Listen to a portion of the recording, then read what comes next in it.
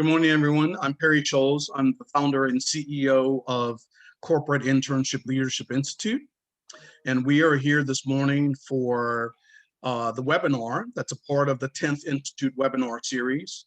And this morning brings just a wonderful topic and opportunity. It also brings me the pleasure of being in a conversation, as I've had many of, with my mentor and author of the book Striving While Black.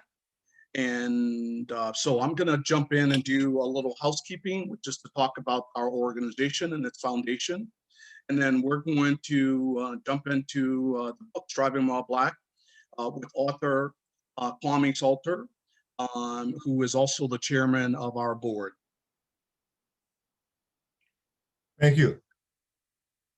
So I want to just spend some time talking about Corporate Internship Leadership Institute. We are a not-for-profit that was started in 2019, founded in New Orleans, Louisiana. And we have two really big things we're trying to do under our tent under Corporate Internship Leadership Institute. The first one really is to work on making it easier for students in the region and around the state to find paying internships. And so we've created a job board called Internship Central. And in this job board for Internship Central, it allows interns, again, around the state from any discipline, to upload their resume to our resume database. And they'll be, those resumes will be available to us here at CILI and to various corporations who might want to post jobs. Also, for free, corporations can post jobs on our Internship Central as long as those jobs that are posted are paying internships. So Internship Central for us is really about making it much easier for students to find those paying internships. Second thing that we're doing under this tent of CILI is we've created a series of programs under the 10th Institute. And the 10th Institute really is an organization or a set of programs that's founded on two books, The Talented 10th and the book you're going to hear about today, which is Striving While Black. And so this organization and these programs are focused on students of color as they work through their time when they've committed to a college or an academic career. So one of the first parts of our talent pipeline is residency, where we work with incoming freshmen and sophomore when they are earlier in their careers, not necessarily sure about what opportunities or jobs they're interested in. And then in this opportunity, those students would come into our program and work with us on personal branding, financial wellness, business etiquette. We would also be sort of re-engineering this whole idea of company visits. So typically when you're in school, college, companies come onto campus, bring a recruiter and do a mini presentation. What we're doing is bringing our students and our fellows to a corporation where that corporation has invited us in, so we can get an inside look at what goes on in that organization and spend time with the leaders there, so that those leaders can begin to meet our students of color, and then also for our students of color to be able to understand the kinds of jobs that are located in companies right here in our backyard. One of my examples I have always used is talking about a large hospital. Most people think of that's where doctors and nurses work. However, in a large hospital system, you can find IT, accounting, human resources, marketing, all types of opportunities within those organizations. And we want to make sure our students in our region know where those job opportunities are, and we start to connect them with the idea of, as I get my education, there's a place for me to go. The internship program is really at the senior and junior year summers. And in those period of time, we're working with organizations within their construct of internships, anywhere from 8 to 12 weeks during summer periods. 2 summers, particularly because we know that from research with our interns, past interns, that they understand that the first summer they maybe didn't know exactly what they were doing. but particularly in the second summer, they were very focused on getting experience, getting tangible things to put on their resume and to be able to talk about and being their active learning with on the job. In addition, in this program, we're doing individual development plans. We have coaches, mentors, continue to work on professional branding, financial wellness, and these are also paid internships as well. And then lastly, because we've spent already so much time with our building our pipeline, we do have an alumni network, and we'll have an alumni network. We continue to work with that graduate who's in their first couple of years of their professional career, and period of time where we think and understand that it's also very critical. You're making lots of really big decisions. You're probably at a point in time where you've making more money than you ever made before. So having the continuing coaching and mentoring to help in those first several years is really great. And then also in our alumni network, we're hoping that we can convince our alums to come back and help us with growing the interns and the residents in our program coming behind them. So this is really the talent pipeline that our organization, when we are fully operational, will be working on. And so without any further ado, I want to jump into our programming. Striving while, I put a question mark because, as Kwame and I were talking, and several other people who've read this book, you walk away and you say, yes, we understand that this book is written and it's called Striving While Black, but it's really applicable to anyone. And I think it's really more dedicated to, are you seriously ambitious? And are you looking for guidelines and guidance on how to navigate the things that come up in your career? And particularly, I want to reinforce, because there's a lot of things nowadays where students are like, I'm not going to have a corporate career. I want to be an entrepreneur. Equally so, that these principles and the concepts that we're going to talk about here are even more important if you're thinking that you're going to be a leader of your own organization and try to grow a company and build a company to scale where you have people, many employees working with you and building a product and those kinds of things. So I want to just sort of talk about our objectives this morning. For me, this is a real thrill and pleasure to work with, in collaboration with a mentor who's guided me for many years in my career. And I've been sort of living the principles, at least working really hard to live the principles outlined in this book. And so it's a thrill for me to be here this morning with Kwame. Thank you for being here this morning. Thank you for all you're doing in your work with CILI and helping us to grow into the organization that we strive to be. So welcome. Thank you. It's an honor to be a part of this. In fact, the idea for this book was to reach an audience that you have identified as your client group, young people. It's better to know what you might be expecting than to go in and be surprised at what you find. So the purpose of this book is really, like I said, it's a playbook for the seriously ambitious. And on the back of the book, I point out, if you're not ambitious, don't even pick up the book. Don't even buy the book. Leave the book alone. Figure out your way, and hopefully your way works. But the subtitle is Getting to Your Goal Without Losing Your Soul. Yeah. And we can talk about that to some extent, but that's important because there are people who sell their souls to get to a certain position. And I'll say this, if you're not happy or if you're not comfortable with yourself, there's a reason. Your heart lets you know if you're involved in the right thing. Money at a certain point cannot justify going to a job you hate. Yeah. So I'm looking forward to the discussion, and I want all the participants to ask questions. I want this to be a robust discussion, dialogue, not a monologue. When I wrote the book, I looked back over my 20-some year career and I said, okay, what did I learn? What are the lessons that I could share with people? It's my motto, my mantra, it goes back to the Mexican literacy program, each one teach one.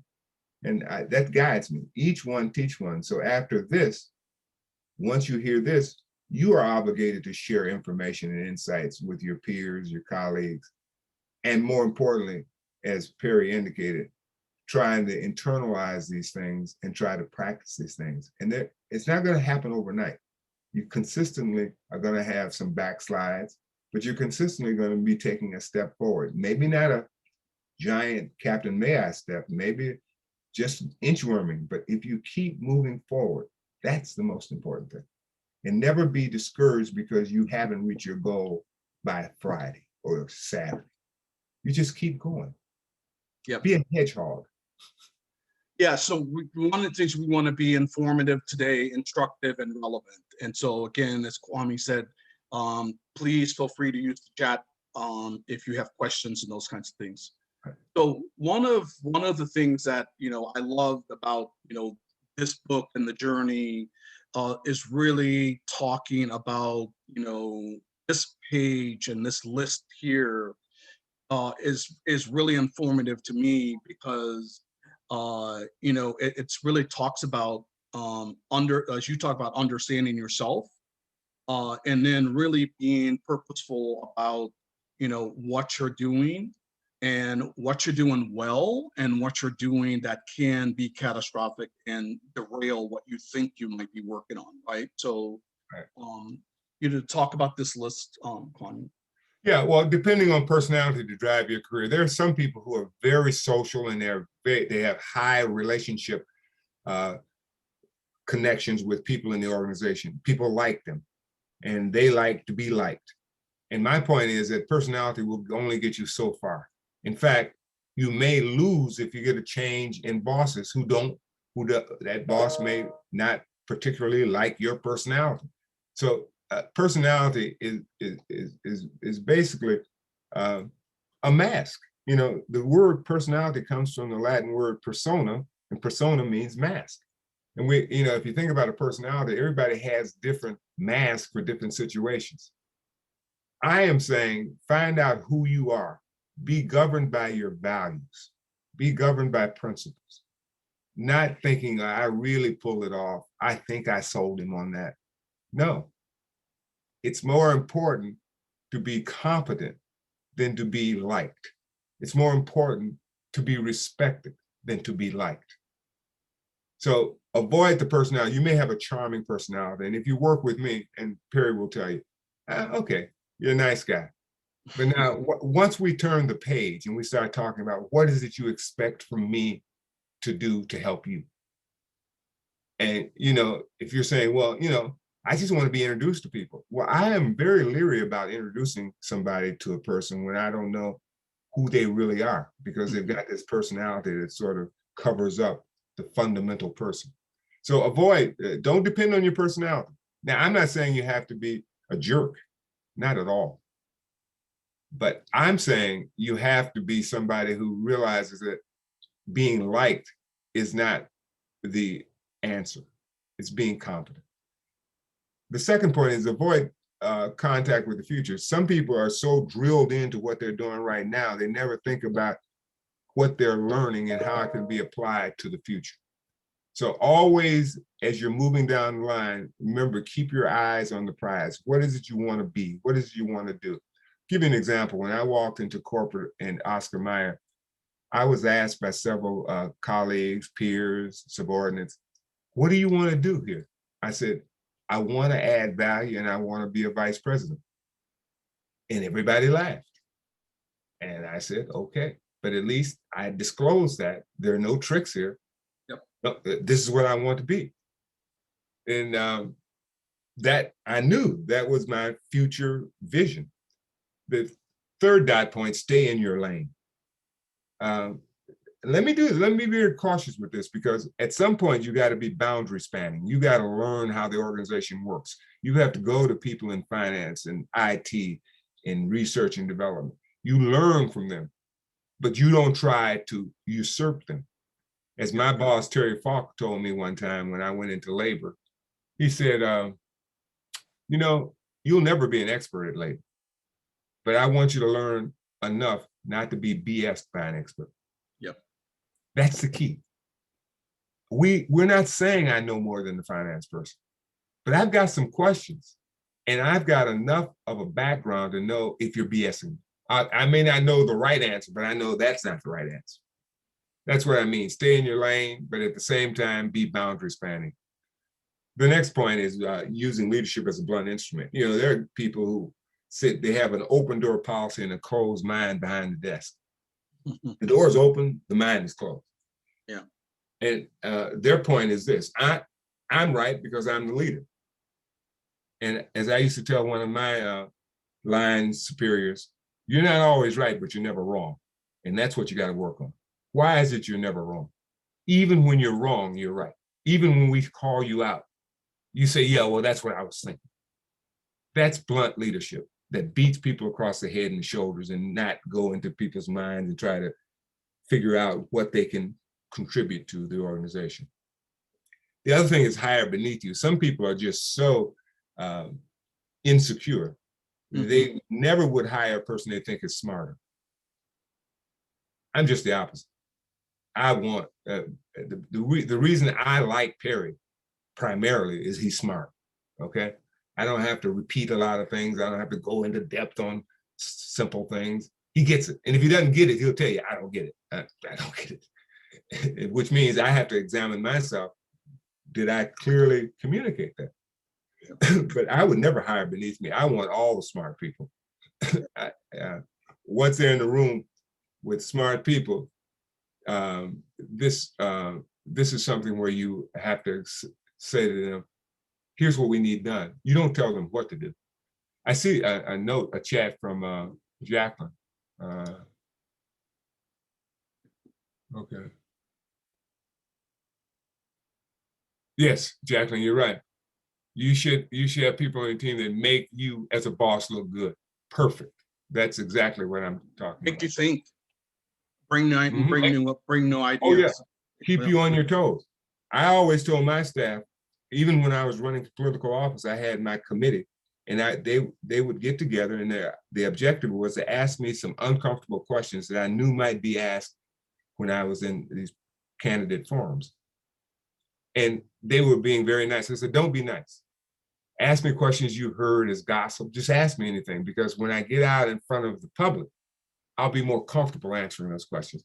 And to Perry's point, that's exactly what a good staff person will do. They'll prepare you. So when you go out and make a presentation or make a suggestion or propose something, you've already been through the grind. So when you get a question, you field the question and you answer the question. And people go, wow, he's very good. He's very spontaneous. He's very good. Well, as I've always said to Perry and any other protege that I've worked with, spontaneity looks best when it's planned. Okay, so I may appear spontaneous, but I have done a lot of background work, always over prepared. The other way to lose out and derail your career is become an expert on problem identification. There are so many people you bring in, you say, so how do you see this? Well, here are the problems, here are the problems, here are the problems. You have any suggestions? No, but I can tell you the problem. Well, if you can identify the problem, you are obligated to provide me with your idea of what might be reasonable solutions. Solution, yeah. That's all. So, and then the other one is shrink the position. People get into a position, let's say a VP position, and they never make the shift from being a director to a VP. So they shrink the position to be a director position instead of being a VP position.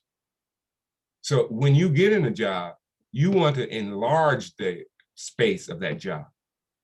You want to make sure that somebody following you realizes that you have made a contribution to expand the impact of this job, not as the incredible shrinking woman or man.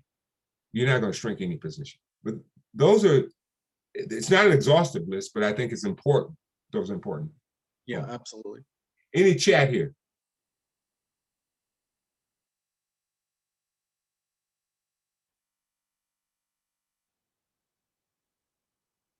Thanks, Dr. Miner. Yeah, so I know that, you know, some of the nuances and challenges, Kwame, this was like a snapshot. Yeah, that was a few years ago. In time, you know, but this is the challenge about, when we talk about the talented 10th and only a small number of people making it through, our work here is really preparing students with the foundation so that they can be, capable of getting, to this senior levels within organizations, as you pointed out. But there are definitely challenges, as you could see in the numbers. And we talked earlier this morning, these numbers probably haven't gotten better, they've probably gotten worse. Yes. What we concluded is this, that if they didn't get better, we know there is some slippage. Usually the slippage means that the numbers got worse. The question is, why do the numbers get worse? We're in an era right now where suddenly being a Black person in charge of diversity, equity, and inclusion is the big job. But if you go back to that slide, only 1.2% of Fortune CEOs are Black. So one Fortune CEO who's Black feeds one family. My objective is always a bottom up. Bring people into the pipeline and don't abort them while they're in the pipeline. Yep. Develop them. Yep. Development is not incidental. It's not haphazard. It's intentional. You must develop your talent. It's your asset. There are 3 pools of assets that any enterprise organization has. Your financial capital, there is material capital, buildings and grounds, and there's human capital. Nothing gets done until you develop the human capital. We do more investment on machines than we do on people. Mm-hmm. I mean, we make sure the machine is humming. We make sure the machine is maintained. We make sure the machine is smooth. We make sure it's utilized to at least 85%. Yeah. But with people coming in who needs help, we said, oh, you should have been ready already. We don't need to do anything for you. No. When you hire a person, you're making a commitment to develop that person, and development is intentional. But those are the numbers. You know what I found within the Black community, we know this, that there's a colorism that we still deal with. In my family, we run the range from dark to brown skin to damn near white looking. And these are 3 children from the same parents. But I remember growing up, people would come in the house, and my sister, who's very light skinned, they would ignore me. Oh, what a pretty little girl. Oh, and she was a nice person. It is a nice person, and she is pretty. But I kept thinking, what am I, a potted plant? But this whole colorism thing still exists. You look at TV and you look at what the media has decided will be representative of Black women. Usually they're women who are light-skinned, crinkly hair, and could be third world. I mean, this is the way it's done. And my granddaughter, who is a superstar, actually fits that thing, but her mentality is a Black mentality, just like my mother, who was light-skinned. Black mentality. You look at them, you go, Jesus Christ, why are you so angry? But the resume of white-sounding names, today, my youngest daughter always jokes about, take a name and add la to it. La Don, La Dish, La La. She said, people now in corporate, they see these names and they automatically know, even though you're not supposed to put race or age, they know. I can figure out your age by looking when you graduated from high school. So even though you can't do it, and I can figure out what your ethnicity or so-called race is by figuring out some of your activities. Mm-hmm.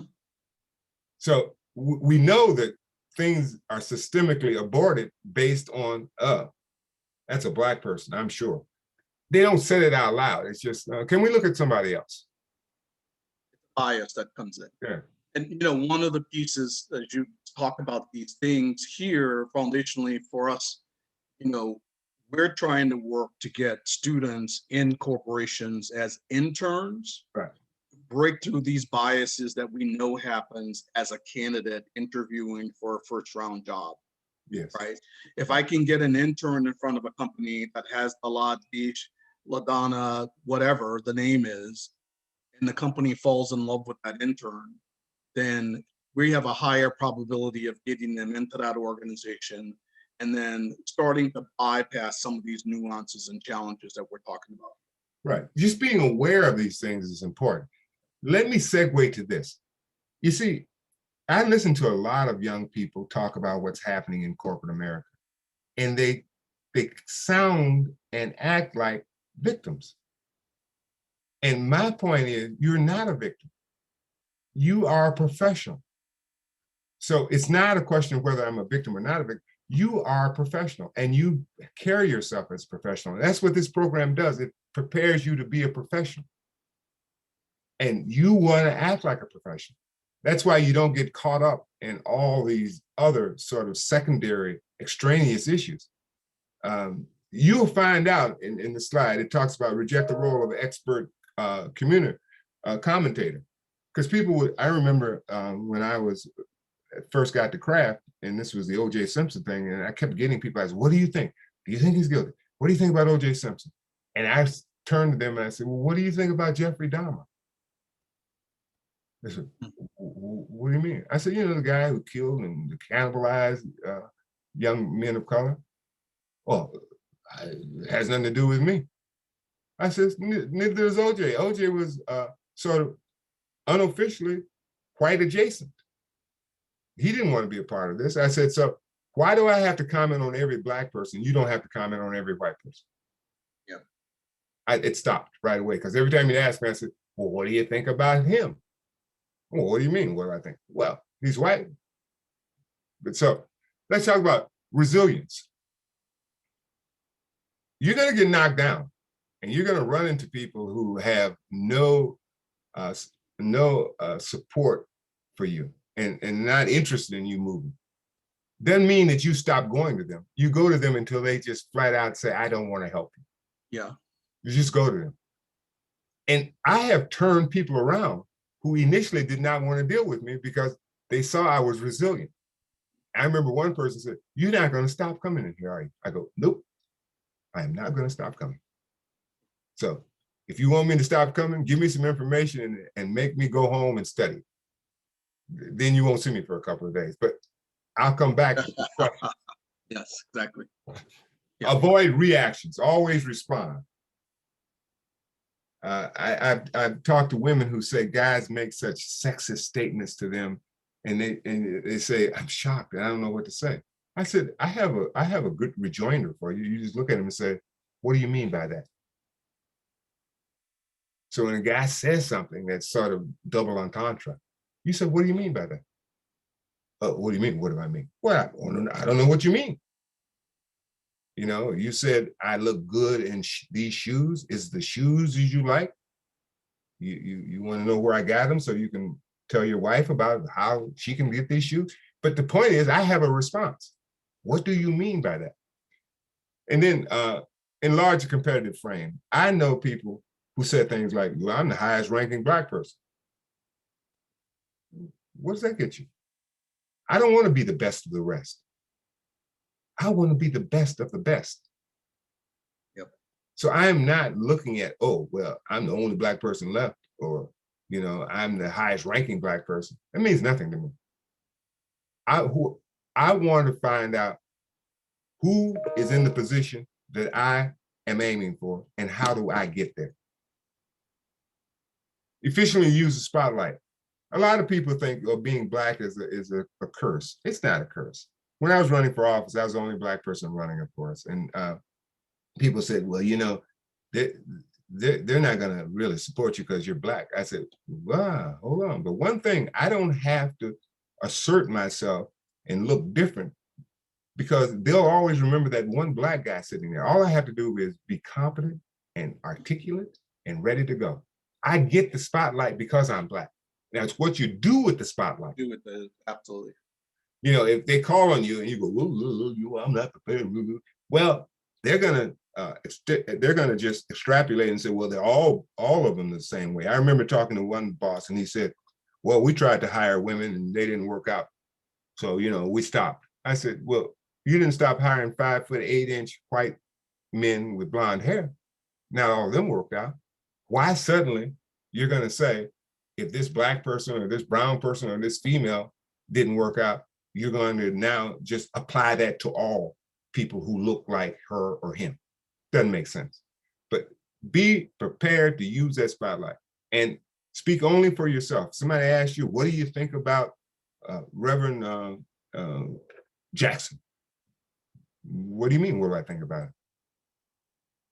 Well, I mean, do you support him? Well, I need to know. I remember when he was running for president, they asked me, did I support him? I said, I like Jesse, but when you're voting, yeah, what's his platform? And more importantly, who is he bringing in? Mm-hmm. See, we missed that. We missed that. So he may be a nice guy, but if he brings in the wrong group of people to support him, they determine the direction of the administration. Lose the paranoia. You walk in, we walk in thinking, oh yeah, well, we're gonna be treated this way. I never walk in expected to be treated disrespectful. And I will not treat anybody disrespectful. And the way you respond, this is a little trick you can use. If I asked you, Perry, what time is it? How would you respond right now? I would say that it's 10:35. Right. And that tone is the tone you use in corporate. As though somebody asked you and said, what? It's 10:35. You say, I would say it's 10:35. If you can capture that tone, always remember somebody asked you what time it was. And you turn, if they said, well, Perry, what do you think about this? And you said, well, let me tell you, it's 10:35. That's my tone. Tone is critical. Yep. If your tone is one of defensiveness, if your tone is one that comes out of being paranoid, it will show in your voice, tone. All my staff have always said to me, you never raise your voice, but your words are like hot rocks. Well, I choose my words. I don't have to shout, because when I shout, you can't hear me. But if I tell you that is the most inane, banal suggestion that I've heard in the past 10 years, that's like shouting. Yeah. Great. All right. This is beautiful what you did here. So you know, we talked about this a couple of weeks ago. We you know, did a session around success and the work and the discipline of success, and sort of this whole idea of Malcolm Gladwell, 10,000 hours, Kenneth Morgan Jr. and Frederick Johnson. We had a discussion around the success, and so the example that I wanted to, you know, sort of give here is people talk about there are people with very high IQs who can't function and operate in a corporate environment because they're leading with intellect versus their ability to work within a construct and work with other, you know, individuals.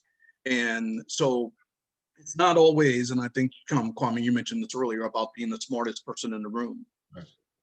And so, and then I will say this, you know, I'm educated in New Orleans, in Louisiana, in the South. That's typically ranked, you know, 50th, you know, 49th state. So I carried a chip for many years about my education when I was, when I'm here and when I've been away from here. One of the things I did become comfortable with is the fact that I'm in the room. So what am I going to do if I'm in the room?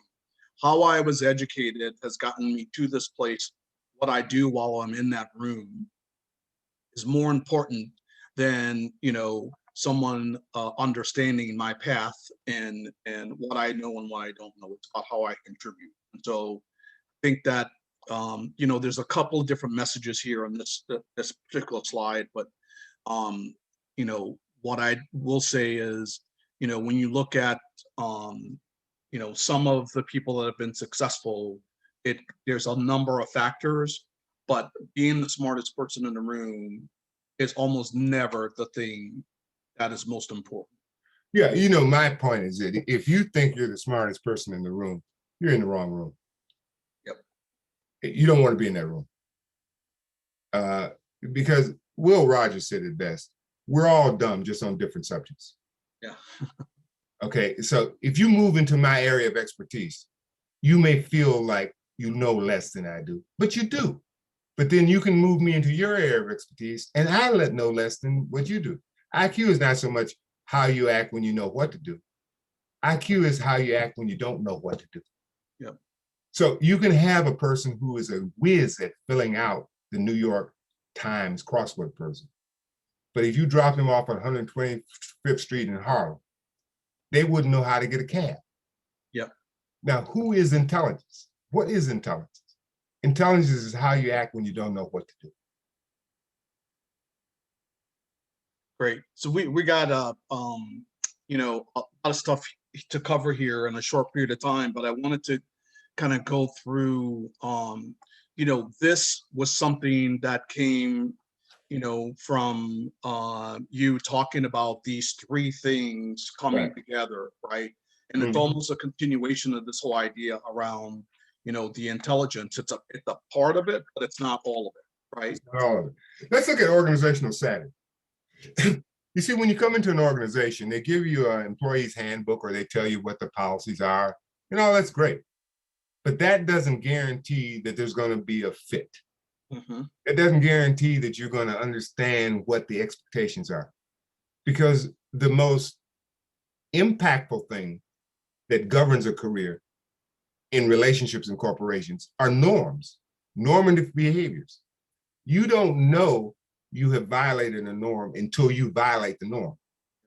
And that's when your mentor comes over and says, hey, Perry, you know what you just did? Don't do that again.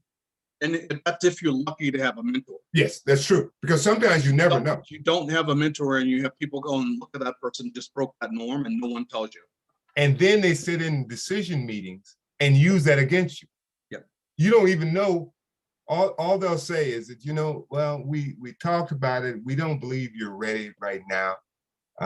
There's some things you need to work on. Well, what are they? Well, you know, the way you interact with people. Could you be more specific? Well, we've just heard from other people. So organizational savvy is saying to people, hey, is there something I should know about what time I should show up for work, what time I should leave? Those are norms. Yep. When I got to Oscar Mayer, because it was a farming community, you were late if you weren't at Oscar Mayer by 6:30 in the morning. Okay. Typically, you're supposed to be there by 8 or 8:30, but the norm was 6:30. I didn't find that out until I showed up and all the parking spaces were taken. Then I realized there's something going on here. So I asked Harold Poser, who was supposed to be joining me up to the organization. I asked him, I said, what time do people show up? He said, well, if you're going to have a career here, it's 6:30. I said, okay, I didn't know that. It's not, the handbook talks about 9 to 5, 8:30 to 4:30. And when you leave is another thing. Yes. So organizational savvy is understanding how things operate. For example, senior leaders oftentimes talk about work-life balance, okay? And they get a little upset if people want flex time. But when you're a senior leader, you can leave any damn time you want. Yep. What do? They sneak out.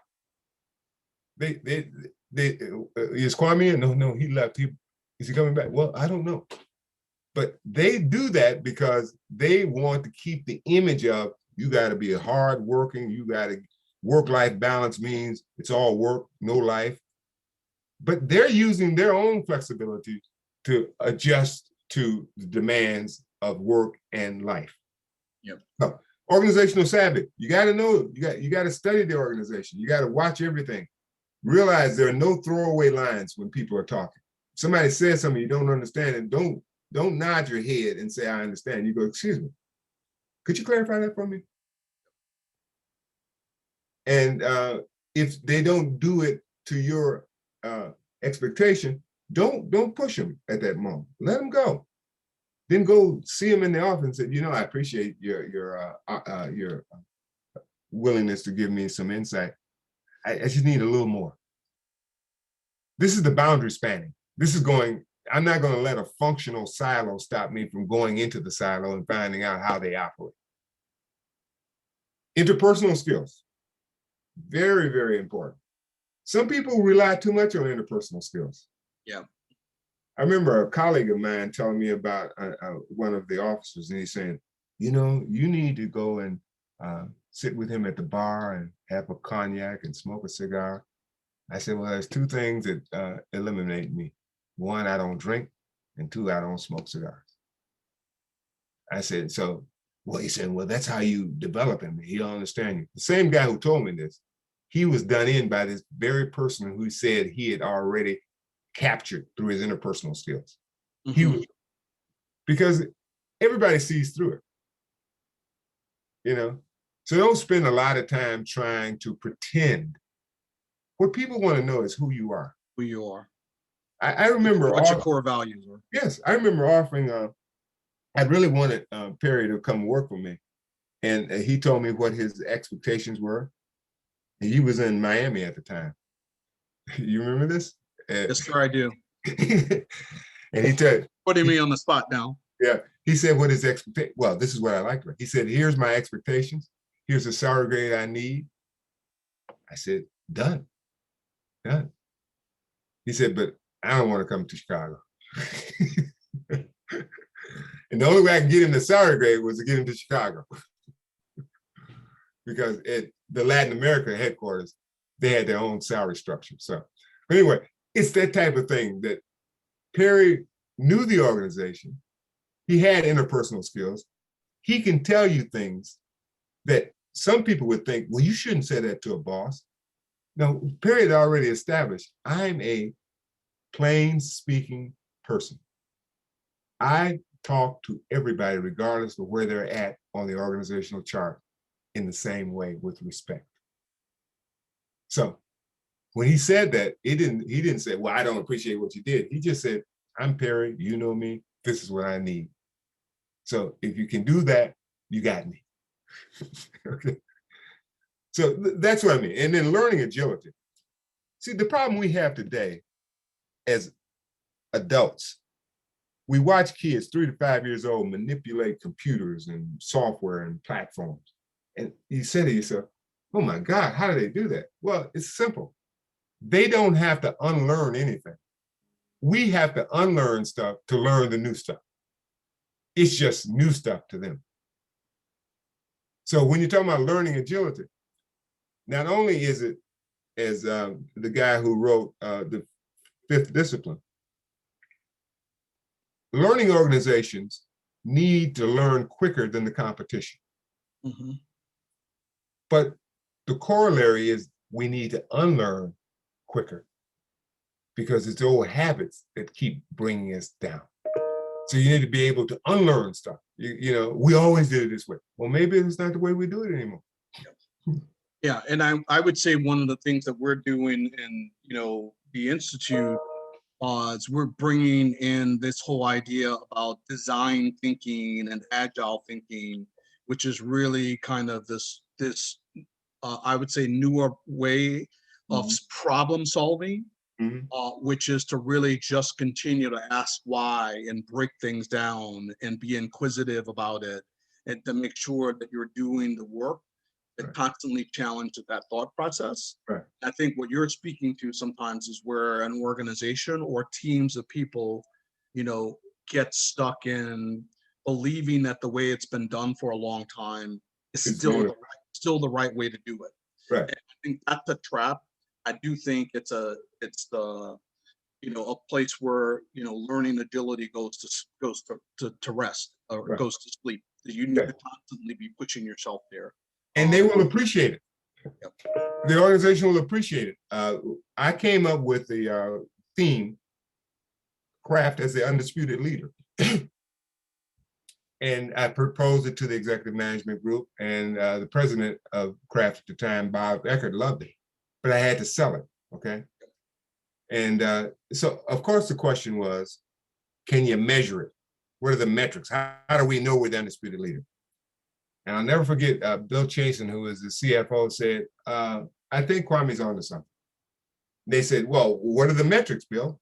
He said, the metric is simple. When you see a commercial that says, we're as good as Kraft, then we are the undisputed leader.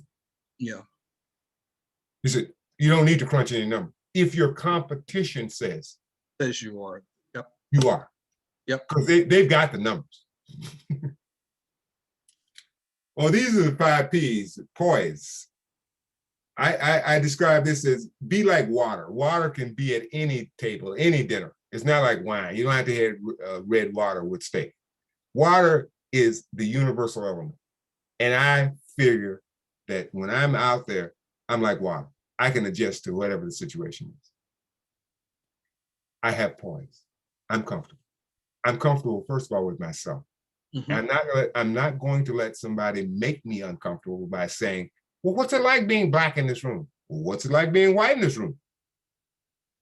What are we talking about? I used to tell them, I said, I don't get up in the morning saying I'm a Black man. I said, but I don't have to, because before the day is out, 3 or 4 of y'all are going to remind me. Yep. You know? Yep. Presence. You know, some people have this presence. They walk into a room and you look around. They say that Tom Hanks had it even when he was in high school. When he would walk on the stage, regardless of what was happening, people would look at him. Presence. A lot of people think presence is based on size, looks. No, presence is something that's almost intangible. Yep. And I submit that it's the result of you believing in yourself. And you're not trying to put anybody down. There are people that are lesser. There are people who are greater. You're just saying, I am not beneath nor above anybody. I am who I am. Projection. Communicate with clarity and confidence. I always tell young women, for example, and my daughters, I always taught them this, never hedge. I've been in meetings where people and people of color will do, well, I know this doesn't sound right. Then why should I listen? Why are you opening up with a disclaimer? Well, I'm not the expert, but. Yeah, but you could say it this way. You know, I have a perspective that the experts might disagree with or agree with. There's a way to put it. But don't say, I'm going to disqualify myself even before I make the statement. So projection, say what you mean what you say. My favorite line is the world according to Perry. Yeah. So, persistence. I don't care who you are. I remember when I was playing basketball in high school and college. There were guys who could jump higher. There were guys who were faster. I could jump higher than some people, but whatever they could do better, I always had one thing I could do. I could outlast them. Yep. Okay, so I'm always looking for, yeah, nice shot, but you got to do that shot again. Okay, because I'm not going to back up now. And I used to tell my youngest son was a great basketball player. I remember his coach telling them they were playing this #1 ranked team, and the coach told them, look, they dunk a lot. And all the boys said, oh, yeah, we don't dunk. And the coach said, remember one thing, as much flash as a dunk has, it's only worth 2 points. Mm-hmm. Yep. It's only worth 2 points. So if that dunk takes you out of your game, then you're weak-minded, because it's only worth 2 points. If we can get 2 points back. And then politics, it's everywhere. Politics was supposed to be the art of compromise. Today, politics is the art of name calling, the art of negative advertising. But politics is everywhere. And you need to know in the organization there are politics. There are people who will talk to you to get information, only to share that information with somebody else to undermine you. So you have to be very careful. Remember, I said there are no throwaway lines. You can't say, oh, I was tired, that's why I said it. You have to be on your game every day, every hour. I'm not saying be paranoid, but I'll say you this, even a paranoid has enemies. They just don't know who it is. Yeah. Okay? So understand politics. And in my book, it goes into details about politics. And then we got down there, that's emotional intelligence. And emotional intelligence, I don't care how smart you are, and Perry's slide about IQ, if you don't have emotional intelligence, that's the equivalent of bedside manner. You can have a brilliant doctor who's just a jerk.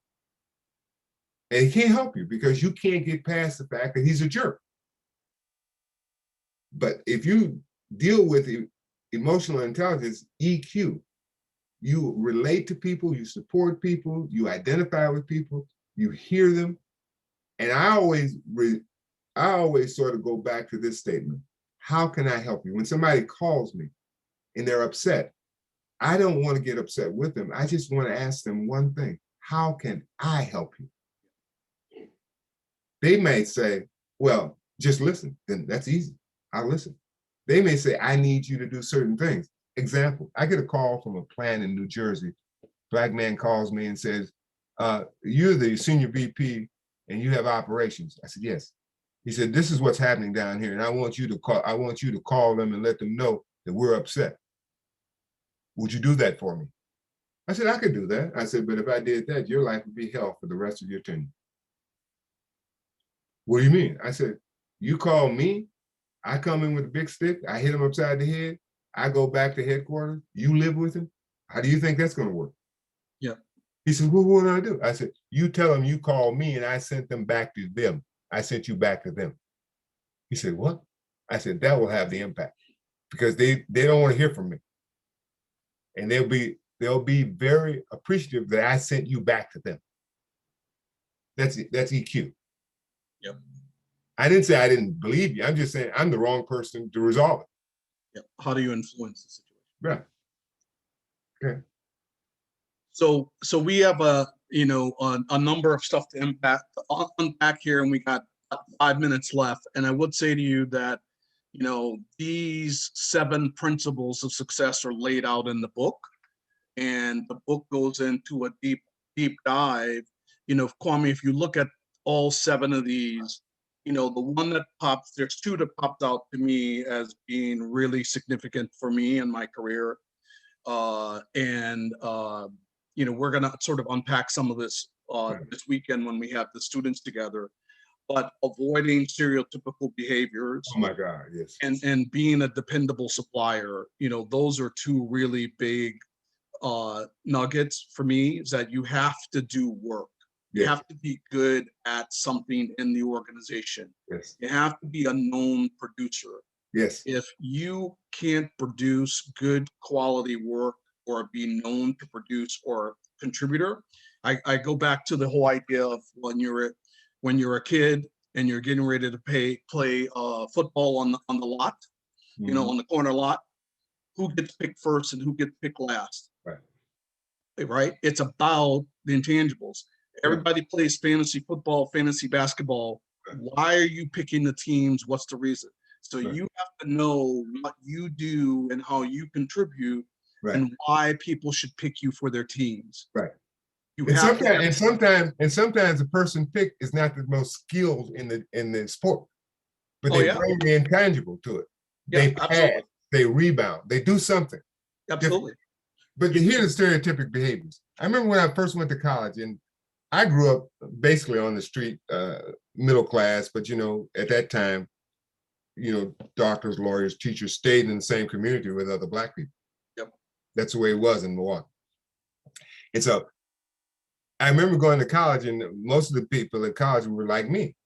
But they got to college, and a lot of the Black students started acting like the inner city thugs. Every time they'd be around white people, they'd start talking differently. Blah, blah, blah, blah. I'm going, hey man, you were afraid to be Black in the Black community. And now you are the Black man on campus. You act like this is how you grew up. And we have that today. People get together and the same behavior that they avoided in order to get to college, they now take on as their persona in college. So in corporate, you're here, we're at the lunch table and we're laughing, and we should be having a good time. But we're not there for the entertainment of white people. We're not there for that. We're there to learn, to contribute, to add value. And I'm not saying you shouldn't be happy and easygoing, but let's not fall into the trap that, oh, those Black people are so happy, we're on the plantation, we're so happy. No, I'm here to do a job. Perry will let you know, I got a good sense of humor. We can tell jokes, but you know what?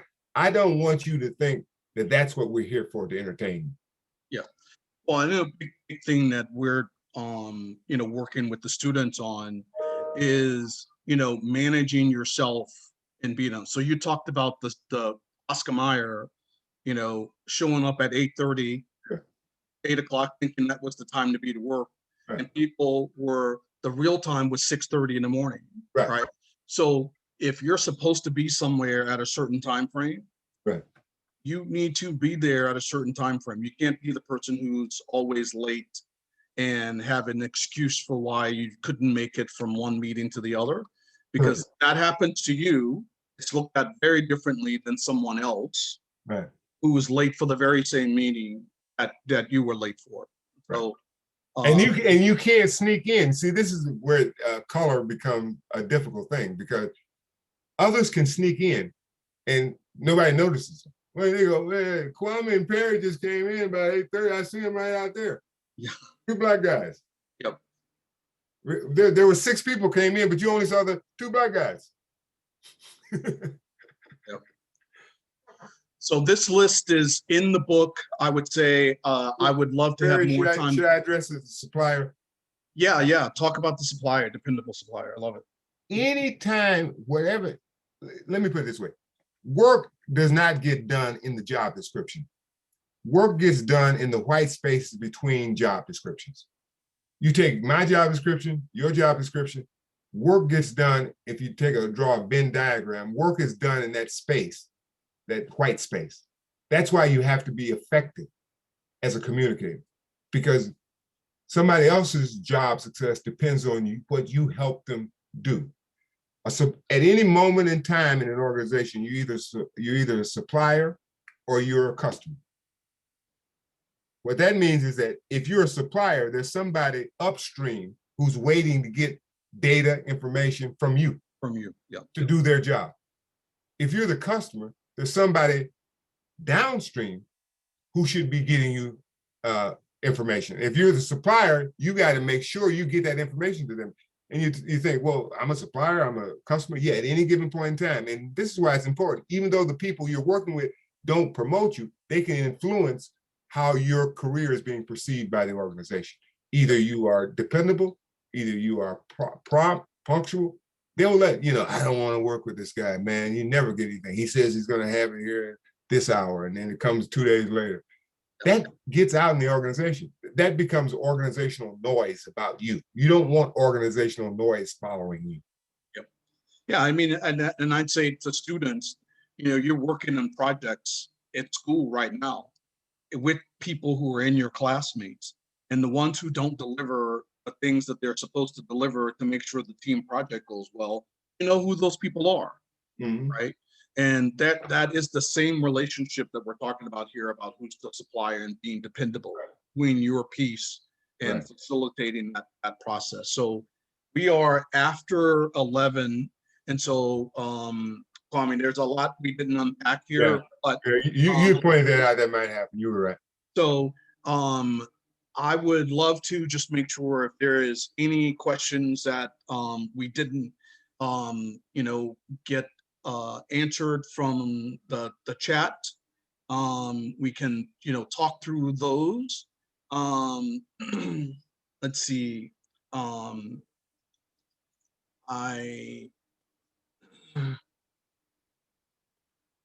So I think we have well, Dr. Miner just left. Yep. So we are we'll wrap up. We'll have slides available to anyone who wants to see the rest of the presentation. And Kwame, I just have to say again, once again, thank you very much for being here with me this morning. It's always a pleasure. Thank you. We definitely appreciate what you're doing for CILI and guiding us through this part of our journey. And thanks, everybody. Have a good day. Thank you. Thanks. Bye-bye.